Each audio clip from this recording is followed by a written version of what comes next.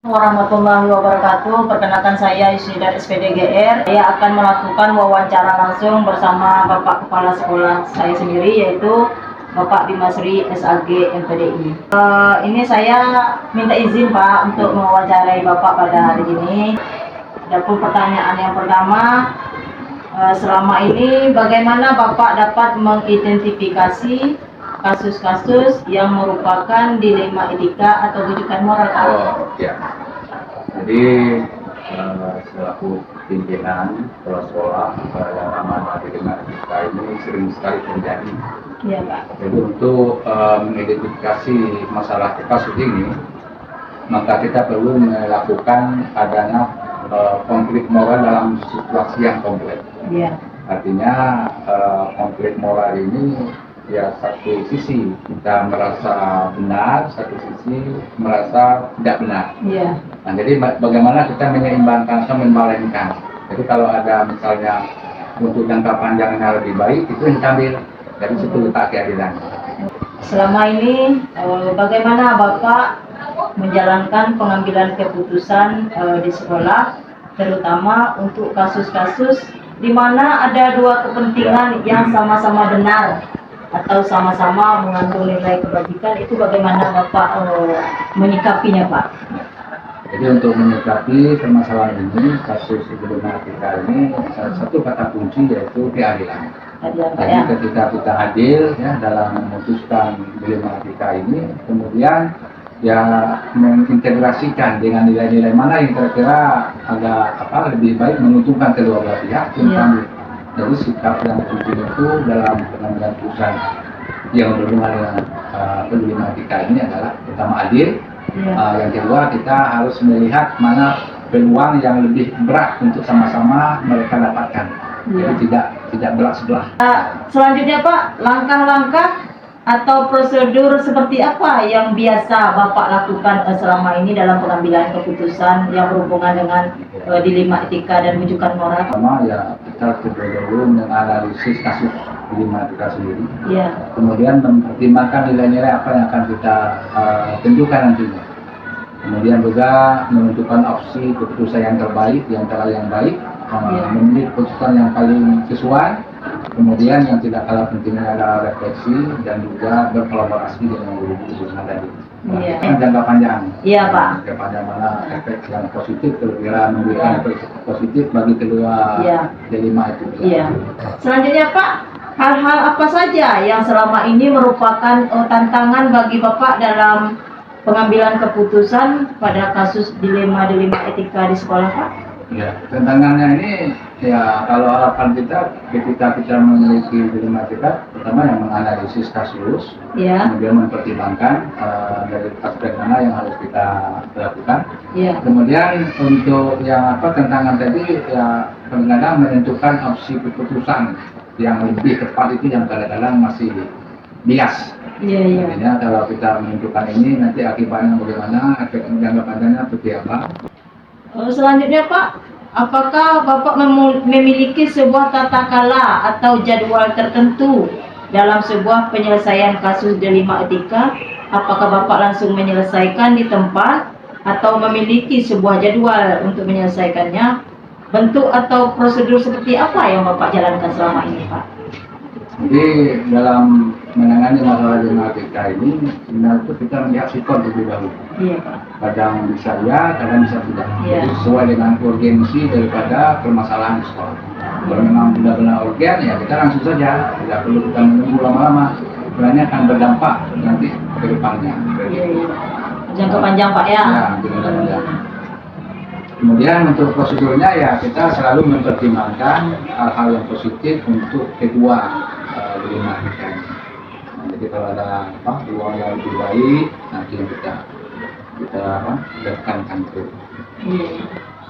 Baik Bapak, yang terakhir Bapak, dari semua yang telah Bapak sampaikan, pembelajaran apa yang dapat Bapak petik dari pengalaman Bapak mengambil keputusan dilema etika? Itu pengalaman saya dalam pengambilan keputusan yang katakanlah semalakama itu. Iya Pak. Itu kita harus jangan terlalu cepat untuk mengambil keputusan. Jadi perlu sekali kita berpikir secara matang, Iya. kemudian memikirkan efeknya bagaimana, akibatnya bagaimana. Nah itu yang perlu, jadi jangan terlalu cepat kita membuat keputusan, dan lebih penting lagi yaitu berkolaborasi, berdiskusi, membicarakan dengan rekan guru lainnya, mungkin ada masukan-masukan yang terbaik. Iya, iya. Nah itu yang dilakukan selama ini. Tapi dengan kita berkolaborasi, kita meminta pendapat dari rekan sejawat atau guru-guru yang lain, bagaimana seharusnya kita menyikapi permasalahan ini. Ya Pak, terima kasih banyak Pak atas waktunya yang telah Bapak berikan hari ini. Apabila saya ada salah Pak, saya mohon maaf. Saya akhiri. Wassalamualaikum warahmatullahi wabarakatuh. Waalaikumsalam warahmatullahi wabarakatuh. Pada kali ini saya akan mewawancarai Kepala SMP Negeri 8 Tanah Sepenggal, yaitu Bapak Depriwan SPDG. Yang pertama, selama ini bagaimana Bapak dapat mengidentifikasi kasus-kasus yang merupakan dilema ITK atau pendidikan moral, Pak? Selama ini saya mengidentifikasi kasus-kasus dilema ketika saya berkoordinasi untuk melihat kasus tersebut siapa yang terlibat. Ya. Dengan melihat kebenaran yang ada untuk dilakukan ujian.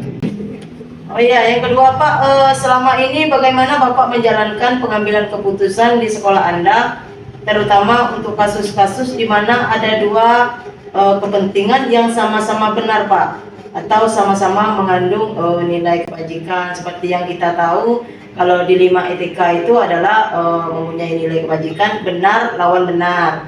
Sedangkan kalau bujukan moral itu, jadi saya mengarahkan kasus tersebut yaitu bujukan moral.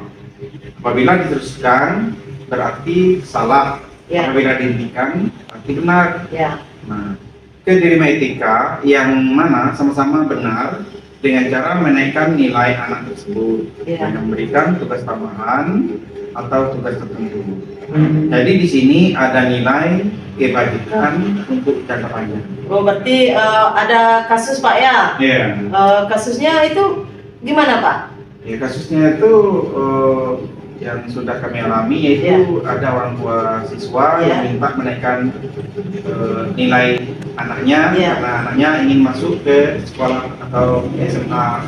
Jadi Bapak alihkan ke dilema etika di mana ada dua-dua kebenaran. Itu bagaimana caranya Pak? Apa memberikan tugas tambahan atau memberikan ujian ulang itu Pak? Itu kami memberi tugas tambahan. Oh ya Pak, yang selanjutnya langkah-langkah atau prosedur seperti apa yang biasa Bapak lakukan selama ini untuk mengambil keputusan Pak? Sebelum mengambil suatu keputusan dari suatu permasalahannya dengan mencari fakta atau data. Kemudian pemanggilan yang bersangkutan, nah, contohnya anak tadi terpanggil kan, kemudian koordinasi dengan pihak terkait, contohnya guru mata pelajaran, wali kelas. Kemudian komunikasi bersama staf, wakas, staf guru yang bersangkutan untuk menyelesaikan permasalahan. Misalnya kalau permasalahan yang tadi itu contoh siswa sudah ada yang mengalami yaitu wali kelas. Jadi wali kelas melakukan pendekatan dengan siswa. Dan selanjutnya Pak, hal-hal apa saja selama ini Bapak anggap efektif dalam pengambilan keputusan pada kasus-kasus dilema etika? Hal-hal yang menurut saya efektif bahwa keputusan yang saya ambil adalah melakukan konferensi internal dengan guru yang lain. Maksudnya komunikasi dengan guru yang lain kan. Kemudian apabila ada masalah langsung saya selesaikan dan tidak membiarkan masalah tersebut berlarut-larut. Yang selanjutnya Pak, hal-hal apa saja yang selama ini merupakan tantangan Bapak dalam pengambilan keputusan pada kasus-kasus dilema etika? Tantangan yang pernah saya alami dalam pengambilan keputusan terkait dengan kebijakan yang berkaitan dengan anak siswa tadi. Nah, kemudian kedepannya memiliki dampak pada kebijakan sekolah terkait turut campurnya pihak lain, contoh LSM, kan? Nah, itu yang kita ngeri LSM atau pihak yang dicampur. itulah tantangan bagi saya selama ini di lapangan dalam mengambil suatu keputusan. Iya. Apakah Bapak memiliki jadwal tertentu dalam menyelesaikan permasalahan dilema etika, atau Bapak langsung menyelesaikan di tempat, atau memiliki jadwal yang memang terjadwal gitu Pak? Oh, karena kasus ini munculnya karena tidak rutin, Iya. sehingga tidak ada jadwal khusus. Nah, untuk penyelesaian kasus dilema etika. Iya. Tergantung ringan beratnya kasus. Jadi tidak ada jadwal khusus ya Pak, kapan terjadi permasalahan, pada waktu itu diselesaikan. Kalau permasalahannya berat, itu kita melibatkan orang lain yang bisa berkolaborasi dengan kita untuk menyelesaikan masalah tersebut biar tidak berlarut-larut Pak ya. Yang selanjutnya Pak, adakah seseorang atau faktor-faktor yang selama ini mempermudah atau membantu Bapak dalam pengambilan keputusan dalam kasus-kasus dilema etika Pak? Kalau selama ini faktor-faktor yang memudahkan saya dalam mengambil keputusan adalah berkoordinasi dengan wakil kepala sekolah. Iya. Dan kalau perlu saya juga mengundang komite murid. Apalagi di awal tahun pembelajaran kita sudah membuat suatu peraturan apa yang akan berlaku pada tahun pembelajaran ini. Iya. Berarti bekerja sama dengan wakil Pak ya? Iya, wakil kepala sekolah. Gitu ya Pak. Dari semua yang telah disampaikan, pembelajaran apa yang dapat Bapak petik dari pengalaman Bapak selama ini dalam mengambil keputusan yang berhubungan dengan dilema etika Pak? Dan yang dapat saya ambil atau yang saya dapatkan adalah dalam mengambil keputusan adalah pentingnya komunikasi. Pak ya? Komunikasi dan berkoordinasi yang baik dengan semua pihak. Dan untuk menjawab pertanyaan-pertanyaan saya ini, apabila saya ada salah, saya mohon maaf. Saya akhiri. Wassalamualaikum warahmatullahi wabarakatuh.